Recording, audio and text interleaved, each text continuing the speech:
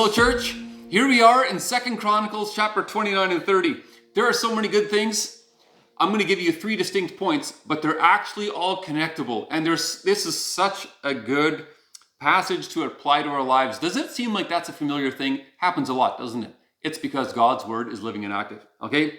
Here we go in 2 Chronicles chapter 29.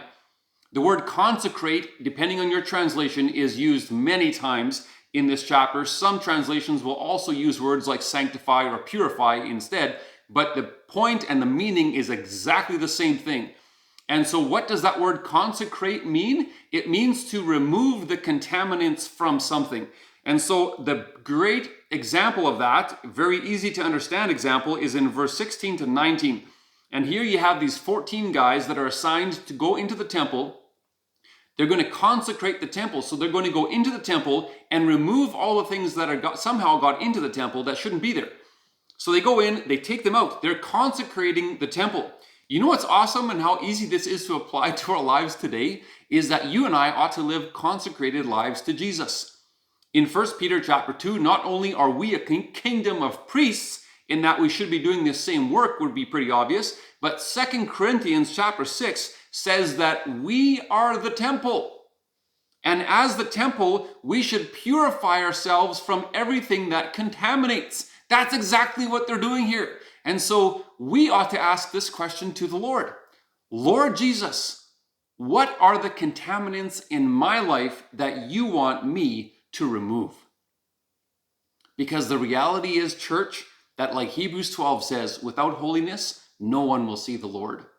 That's an important question to ask. And then when we get into chapter 30, look at this. Here Hezekiah wants to celebrate this Passover, and according to verse 5, he invites all the people of Israel, not only the people in Judah at the south end, but all the people in Israel to come and join him celebrating the Passover to the Lord. And he says, the God of Israel. In other words, pointing out that there is only one God. Why don't we all come and worship the Lord?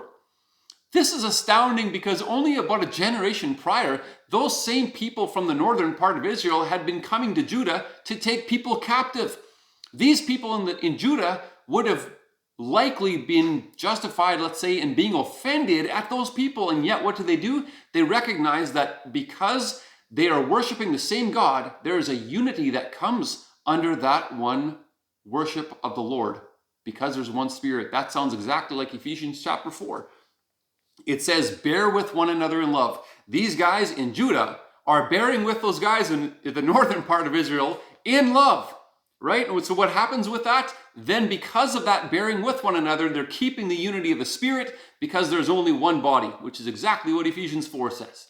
And so then we could ask this question to the Lord, Lord Jesus, who is it that you want me to bear with in love today?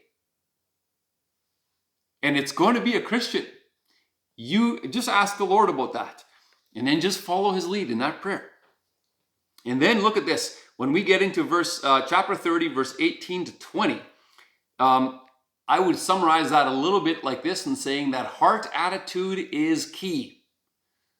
Okay, but let me explain a little bit. These guys come here, Hezekiah recognizes that some of the people that have come to celebrate the Passover have done it in the wrong order.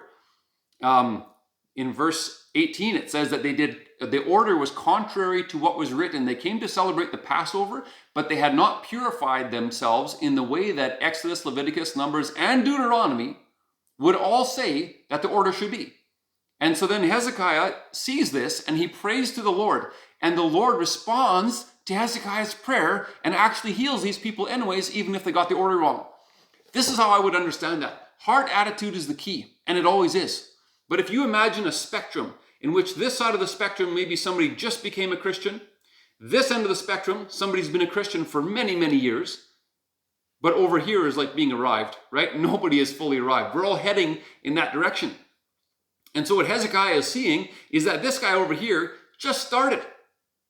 He's doing it a little wrong, but he's over here on the spectrum, and God sees that his heart is pulling him in this direction. This guy over here is like Hezekiah. He should also serve the Lord with his heart, but that's also going to mean he's going this direction. He knows how to purify himself, and so shouldn't do things in the wrong order. You and I can apply that today, maybe with a simple example like this. Maybe somebody just comes to Jesus. Maybe they still use bad language or something like that.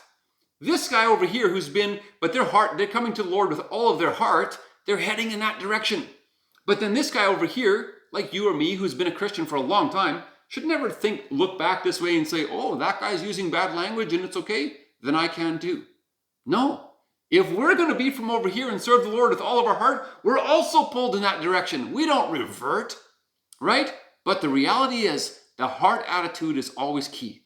And so it's an easy sell. God wants you to serve him with all of your heart. In Mark chapter 12, it says that the most important commandment is to love the Lord your God with all of your heart, soul, mind, and strength. And so you could ask this question, thinking about being consecrated, thinking about being united and bearing with one another in love.